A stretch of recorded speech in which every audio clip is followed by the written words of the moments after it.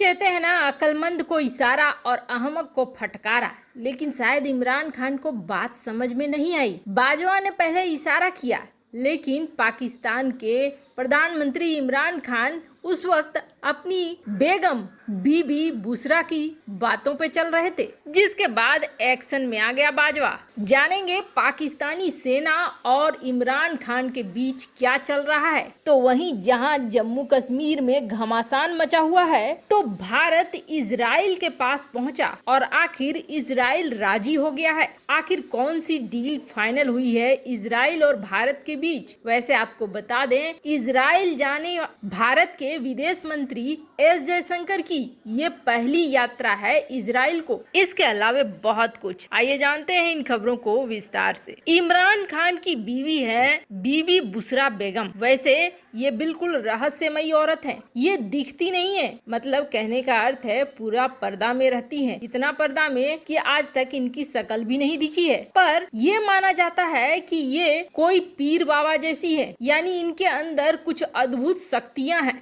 ऐसा इन्होंने अपनी आम जनता के बीच छवि भी बना के रखा हुआ है। अब ये छवि ऐसी है कि इमरान खान के पार्टी के आधा से ज्यादा सदस्य उन्हें पीर ही समझते हैं। वैसे आपको बता दें, इससे पहले कुरैशी भी एक बार पीर बने थे, जिसमें वो औरतों के बाल काटकर उन्हें पापों से मुक्ति दे रहे थे। ऐसी ही पीर इनकी बीवी भी है, लेकिन इनकी बीवी राजनीतिक मामले में भी हस्तक्षेप करती है। इमरान खान का मानना है कि इनकी बीवी काफी बुद्धिमान है, इसलिए वो हर राजनीतिक मसले को उनसे डिस्कस करते हैं। तो वहीं राजनीतिक हलकों में ये कहा जाता है कि बुशरा बेगम अपना प्रभाव पाकिस्तान की राजनीति में भी चला रही हैं। लेकिन इस बार बुशरा बेगम ने गलत बंदे से पंगा ले लिया। कहा तो ये गया कि बुशरा बेगम की वजह से ही इमरान खान ये मानते हैं कि वो पाकिस्तान के प्रधानमंत्री बन पाए, उनकी सलाह पर चले इसलिए बन पाए। और अब उनकी सलाह ये थी कि फैज हामिद को अपने पद से नहीं हटाया जाए। वैसे आपको बता दें, फैज हामिद जो कि आईएसआई चीफ थे, उन्हें पद से हटाकर पेशावर भेज दिया गया है वहां के कमांडर के तौर पर अब नए आईएसआई चीफ की घोषणा कर दी है सेना प्रमुख कमर जावेद बाजवा ने। लेकिन नए सेना चीफ को ये चाह नहीं रहा है। नया आईएसआई चीफ है लेफ्टिनेंट जनरल अंजुम। अब जब बाजवा की तरफ से ये नियुक्ति की गई और पेपर पहुंचा इमरान खान के पास, तो इमरान खान ने उस पर साइन करने से इनकार कर दिया। इमरान खान ये चाह रहा था कि फैज हामिद ही रहे आईएसआई चीफ। अब ये कहा जा रहा है कि इमरान खान अपनी बीबी बुशरा बेगम की सलाह पर ऐसे फैसले ले रहा था। उसे लग रहा था कि उसकी कुर्सी फैज हामिद की वजह से बची रह सकती है। अगले साल तक बाजवा रिटायर हो जाएगा और बाजवा की जगह फैज हामिद को सेना प्रमुख बनने में मदद करेगा इमरान खान, जिससे उसकी भी कुर्सी बची रहेगी और आईएसआई चीफ, सेना प्रमुख, सब कुछ पाकिस्तान के प्रधानमंत्री के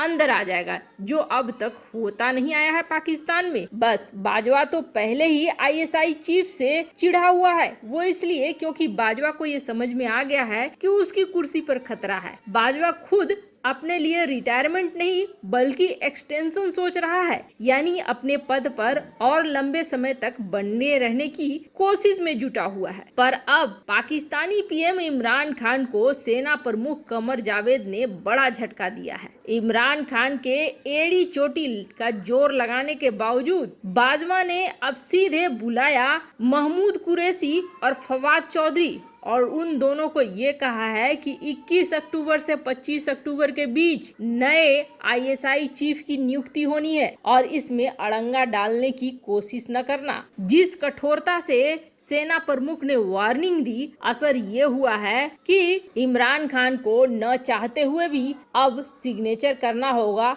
हस्ताक्षर करना होगा नए आईएसआई चीफ की नियुक्ति पर। खैर, पाकिस्तान में अब तक सेना का शासन रहा है और इमरान खान लाख कोशिश करे कि सत्ता की चाबी उसके हाथ में आ जाए, वो आने वाली दिख तो नहीं रही है। अब उनकी रहस्यमय बीवी अगर कोई जादू टोना कर दे तभी कुछ संभव है। वहीं दूसरी तरफ जहां कश्मीर में आतंकियों का उधम मचा हुआ है, तो वहीं दूसरी तरफ भारत के विदेश मंत्री पहुंचे हैं इजराइल। और इजराइल पहुंचने के नाम से ही पाकिस्तान और चीन के तोते उड़ने शुरू हो चुके हैं। भारत और इजराइल के बीच किस तरह की दोस्ती है ये पूरी दुनिया जानती है। पाकिस्तान, चीन ऐसे देश हैं जो भारत इजराइल की हर मीटिंग पर पैनी नजर रखते हैं, क्योंकि इन दोनों की दोस्ती से वो बहुत डरते हैं। और अब भारत और इजराइल ने अपनी दोस्ती में एक नया चैप्टर जोड़ दिया है और इस चैप्टर को लेकर चीन और पाकिस्तान दोनों खौफ में हैं। 5 दिनों की अपनी यात्रा पर पहुंचे हैं भारत के विदेश मंत्री एस जयशंकर इजराइल,